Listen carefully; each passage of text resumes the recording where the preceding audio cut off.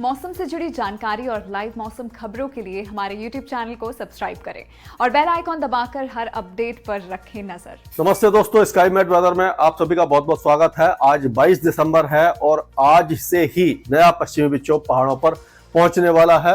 Almost पहुंच चुका है, आप देख सकते हैं। उसके प्रभाव से एक प्रेरित चक्रवाती हवाओं का क्षेत्र कह सकते हैं या induced cyclonic circulation central Pakistan और पश्चिमी राजस्थान के ऊपर दिखाई दे रहा है। तो इनके मिले जुले प्रभाव से ऐसा लग रहा है कि गिलगिट बाल्टिस्तान, मुजफ्फराबाद, लद्दाख, जम्मू कश्मीर और हिमाचल प्रदेश में आज शाम से ही बर्फबारी शुरू हो जाएगी और जो 23 तारीख तक रह सकती है, 24 तारीख तक भी कुछ इलाकों में रह सकती है। तो कुछ इलाकों में मॉडरेट स्नोफॉल होगा और हल्की बारिश भी हो सकती है।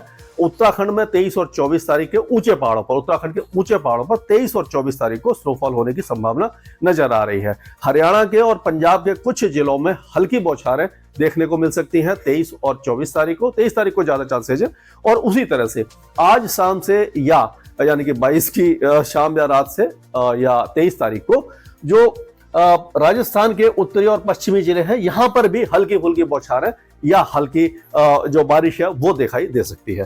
तो दिल्ली एनसीआर का मौसम साफ रहेगा, लेकिन बादल छा सकते हैं। इससे क्या होगा कि दिन में थोड़ा सा जो टेम्परेचर है गिर सकता है। लेकिन क्योंकि वेस्टर्न डिस्टर्बेंस आया, आपने देखा कि हवाएं जो पहले उत्तरी दिशा से चल रही थी वो चेंज होने लगी हैं। तो उसके प्रभाव से क्या है कि मिनिमम टेम्परेचर अगले 2 दिनों के दौरान पूरे उत्तर भारत में और पहाड़ों पर बढ़ने वाले हैं। 2 से 3 डिग्री तक बढ़ जाएंगे, यानी कि 8-9 डिग्री तक भी कई इलाकों में, जहां पर 5 डिग्री के आसपास है, वो 7-8 डिग्री तक पहुंच जाएंगे। तो इस तरह का माहौल बनने की संभावना हमें दिखाई दे रही है इस इलाके में। यानी कि सर्दी 2 दिनों के दौरान थोड़ी कम होगी। उसके बाद 25 तारीख के बाद यानी क्रिसमस के बाद जब वेस्टर्न डिस्टर्बेंस आगे चला जाता है, जैसे कि मैंने हर बार वीडियो में आपको बताता हूं कि जब इस तरह से आगे चला जाएगा तो जो हवाएं चलेंगी उसके प्रभाव से फिर से तापमान गिरेंगे और सर्दी की शुरुआत हो जाएगी। और अभी क्या होगा कि फिलहाल अभी तो जो मॉडरेट फॉग रहेगा कई इलाकों में, लेकिन जब वेस्टर्न डिस्टर्बेंस निकल जाता है, स्काई क्लियर हो जाता है, तब क्या होता है कि जो धरती का सरफेस है वो बहुत तेजी से ठंडा होता है, टेम्परेचर गिर जाते हैं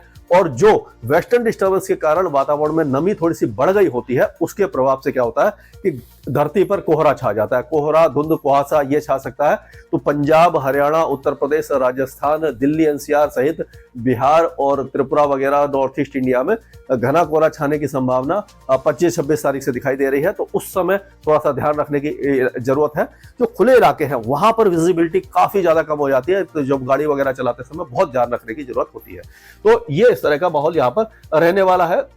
ये टफ तो दिख रही है आपको, इस तरह से हवाएं घूम रही हैं, लेकिन क्योंकि यहाँ पर नमी नहीं है पूर्वी उत्तर प्रदेश, बिहार, झारखंड और पश्चिम बंगाल में, इसीलिए इन इलाकों का मौसम शुष्क रहेगा, साफ रहेगा। हल्के फुल्के बादल, मीडियम और हाई क्लाउड छा सकते हैं, लेकिन बहुत ज्यादा वेदर एक्टिविटी, यहाँ कोई वेदर एक्टिविटी एक तरह से नहीं होगी। और पूर्वोत्तर राज्यों में भी ये देखिए जो हवाएं हैं, आप देखिए यहाँ से आ रही हैं और इस जगह से जो आ रही है, मतलब ये पूरा सूखी हवाएं है यहाँ से जो आ रही है। तो इनके प्रभाव से क्या होगा कि ये इलाके भी पूरी तरह शुष्क रहेंगे, कोई भी वेदर एक्टिविटी यहाँ पर नहीं होगी। मध्य प्रदेश, राजस्थान के जो पूर्वी इलाके हैं, गुजरात है, महाराष्ट्र है, छत्तीसगढ़, उड़ीसा, ये सारे इलाकों में भी कोई वेदर एक्टिविटी नहीं होगी। और टेम्परेचर जो है वो अगले 2-3 दिनों के दौरान यहाँ पर थोड़े थोड़े बढ़ेंगे, यानी कि मिनिमम टेम्परेचर में थोड़ा सा इजाफा, वृद्धि होने की संभावना इन इलाकों में दिखाई दे रही है। और अभी देखिए सारी शुष्क हवाएं चल रही है, कोई ज्यादा वेदर एक्टिविटी है। यहाँ से ये हवाएं आ रही हैं, ये नमी लेकर के जो आ रही है साउथ तमिलनाडु और साउथ केरल में, तो इसके प्रभाव से दक्षिणी तमिलनाडु और दक्षिणी केरल में हल्की बारिश हो सकती है। लक्षद्वीप और अंडमान और निकोबार द्वीप समूह में भी हल्की बारिश की संभावना नजर आ रही है। कोस्टल आंध्र प्रदेश, तेलंगाना, कर्नाटक, ये सारे इलाके पूरी तरह शुष्क रहेंगे। यहां पर कोई भी मौसमी गतिविधि अभी फिलहाल दिखाई नहीं देगी, यानी काफी दिनों के बाद बर्फबारी पहाड़ों पर हो रही है। और जो उत्तर भारत में हल्की फुल्की बारिश देखने को मिलेगी, दक्षिण भारत में बहुत कम बारिश होगी।